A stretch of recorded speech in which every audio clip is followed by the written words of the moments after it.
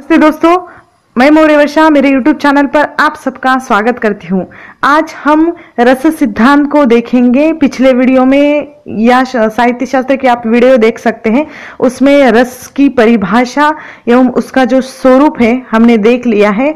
आज हम रस सिद्धांत को देखेंगे। अत्यंत संक्षिप्त में आप लोगों को मैं रस सिद्धांत आज समझाऊंगी और अगले वीडियो में आने वाले रस के जो अवयव है, एक एक वीडियो में हम उन अवयवों पर भी चर्चा करेंगे। ठीक है।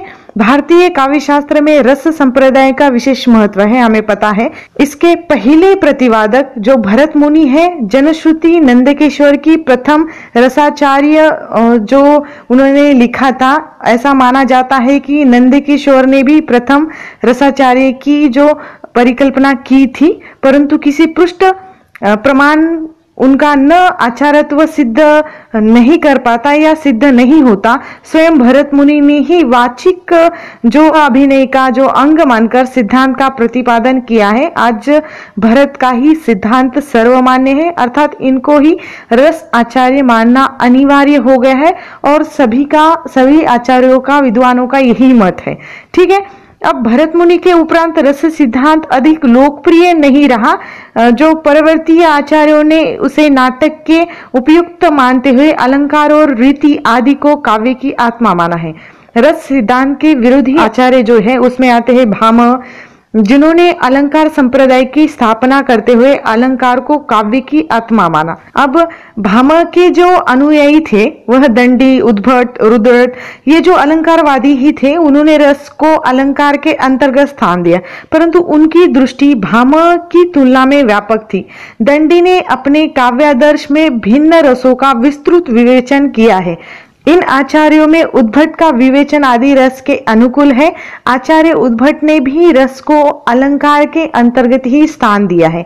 कुछ विद्वान का यह कथन है कि उद्भट ने ही शांत रस की उद्भावना की है। आचार्य रुद्रट ने रसों को स्पष्ट रूप से अलंकारों की जो दास्तां से मुक्त किया और संक्षिप्त रूप में यह घोषित किया कि रस के सम्यक परिपाक के बिना कविता नीरस और निष्पंदक होगी। उनके बाद में आचार्य वामन ने अलंकार को छोड़कर रीति को काव्य का गुण या आत्मा माना और इसी तरह उन्होंने आत्मा के रूप में उसको स्वीकार किया। अब इस अंतर्गत मूलतः वह जो अलंकार को ही या रस को ही, अब मूलतः वे उसे रूप मानते हैं। रस को उन्होंने जो अलंकार का गुण माना है और उन्होंने कहा है कि अलंकार ही जो काव्य की आत्मा है। और आचार्य भामह से लेकर आचार्य रुद्रट तक अलंकार रीति का ही प्राधान्य रहा है, रस का स्थान गौण ही रहा है। काव्य सिद्धांत पे उनकी जो प्रभुता अधिक थी, अलंकारिक चमत्कार प्रमुख हो गया था। बाद में कालिदास, भवभूति ने, समकालीन उनके जो आलोचक थे, उन आलोचकों ने उनका तीव्र प्रतिवाद करते हुए सशक्त शब्दों में रस का प्रतिकार ही किया। उनकी पाश्चात्य जो विद्वान थे, आनंदवर्धन, ध्वनि सिद्धांत का प्रतिपादन करते हैं।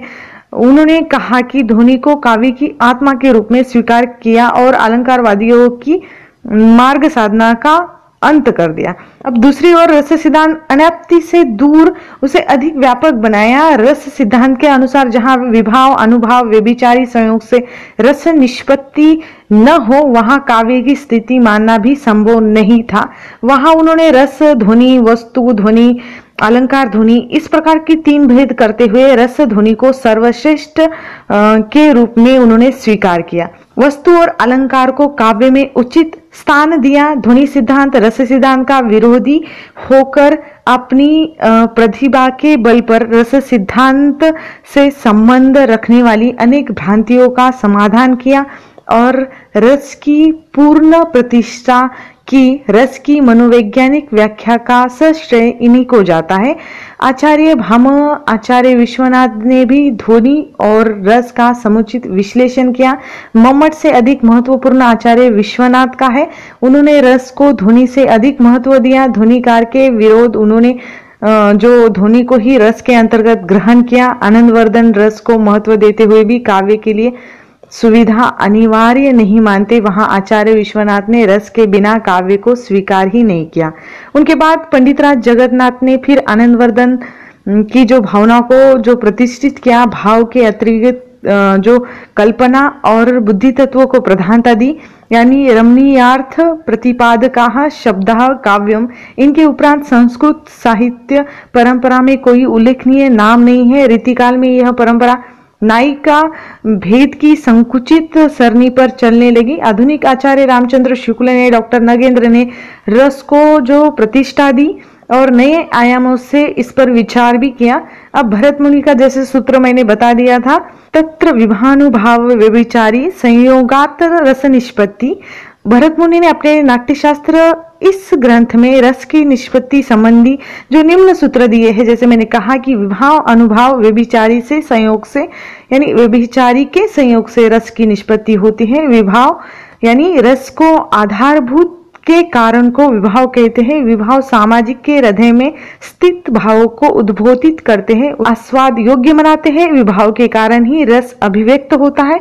विभाव के दो प्रकार हैं, एक आलंबन विभाव और दूसरा उद्दीपन विभाव। आलंबन विभाव रस जागृति के मूल कारण को आलंबन विभाव कहते हैं। उद्दीपन विभाव आलंबन विभाव के आधार पर किसी भाव के अभिभूत होने के परिस्थिति का अनुकूल होना आवश्यक है, यही उद्दीपन विभाव है। जैसे शकुंतला के रिझावन हाँ हूं और कृष्ण रिझावन ने नो के सार, जो हरी भरी प्रकृति का महत्व होता है। उद्दीपन विभाव के अंतर्गत परिगणित परिवेश साधा उद्दीपन ही नहीं हो सकता, बल्कि आलंबन ही हो सकता है। अगला है हाव। आलंबन की मोहकता बलवर्धक चेष्टाओं को साहित्य शास्त्र में हाव कहा जाता है।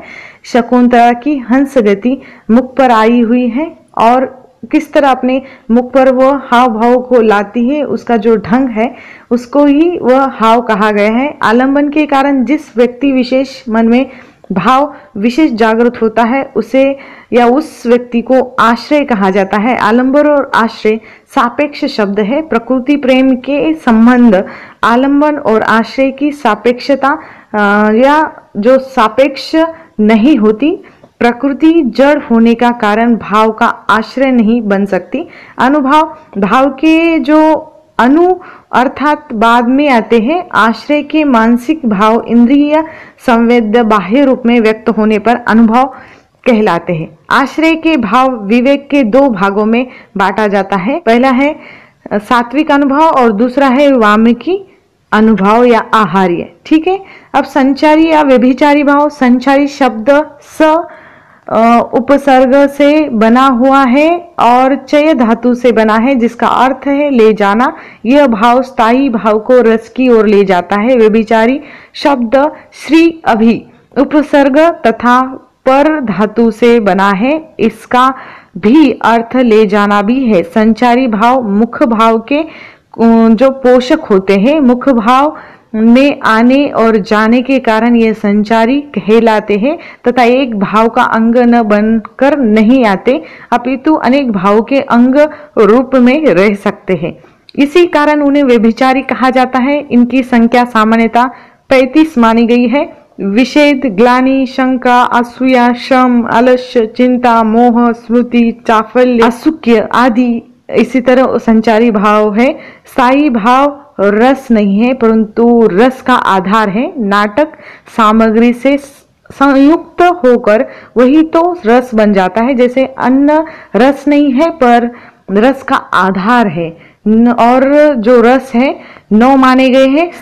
हास हास्य, रीति श्रृंगार, बोध जो उदहास, क्रोध रौद्र, भय भयानक, विस्मय अद्भुत, जुगुप्सा विभत्स, निर्वेद शांत, वात्सल्य वात्सल्य आदि। इस तरह ये जो स्थायी भाव है। आलंबन विभाव के कारण अभिभूत भाव उद्दीपन विभाव से उद्दीप्त होकर आश्रयगत अनुभावों से अभिव्यक्त होते हैं। यह अभिव्यक्त भाव संचारी भाव से पृष्ठ होकर रस दशा को प्राप्त करते हैं। जैसे कुशल नट और नटी दुष्यंत और शकुंतला के रूप में प्रेक्षकों के सम्मुख उपेक्षित होते हैं। पहले तपोवन के रमणीय पुंजों में मिलते हैं। विभाव दोनों एक दूसरे के सौंदर्य को देखकर चकित होते हैं।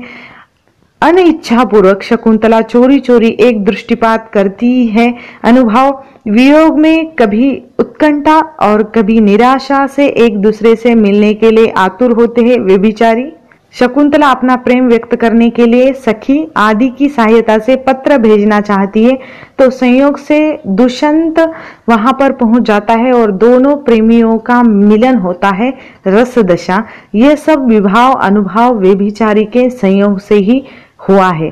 प्रेक्षकों के हृदय में वासना रूप से स्थित रति स्थायी भाव जागृत होकर रस चरम सीमा तक उद्दीप्त हो जाता है, जहां प्रेक्षक व्यक्ति और देश काल का अंतर भूलकर सामने उपस्थित घटना में उत्पन्न हो जाता है और चरम अवस्था को प्राप्त होता है। इसका ये भाव उसे एक आनंददायी चेतना में विभोर कर देता है। यही आनंदमयी चेतना रस है।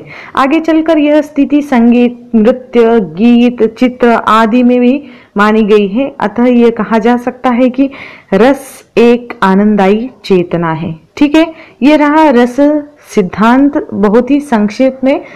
और भी हम विभाव, अनुभाव, व्यभिचारी भाव और जो कोई स्थायी भाव है, उन सभी स्थायी भाव को एक एक वीडियो में देखेंगे।